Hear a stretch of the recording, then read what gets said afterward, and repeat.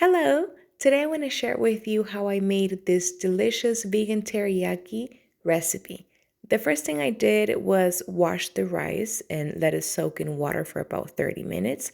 I used 1 cup of jasmine rice and I also used this extra firm tofu just because it's easier to fry. Since the tofu has a lot of water, I dry it with paper towels, but you can also dry it with cloth towels, that's not a problem. And I cut it into slices like this and then into slices like this.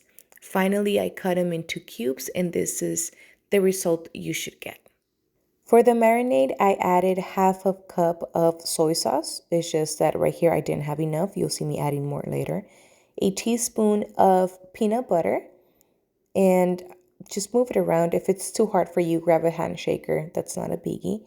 Then I also added onions in powder, garlic in powder, and I just threw the tofu in there and let it marinate for about 30 minutes. Meanwhile, I was doing the rest of the recipe. Here I'm adding more soy sauce that I found. For the dressing, I added 2 tablespoons of soy sauce and half a cup of boiling water. Remember, it has to be boiling water. 2 tablespoons of sugar, onions in powder, garlic in powder, and just a pinch of ginger. I also added 1 tablespoon of arrowroot or cornstarch and mix it all up. The rice had already soaked in for 30 minutes, so I strained it and I like to fry it first. I think it cooks better.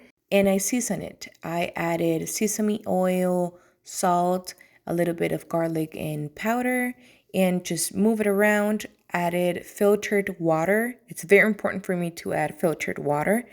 And just cover it, and leave it for about 20 minutes in low fire. Then I went to fry the tofu.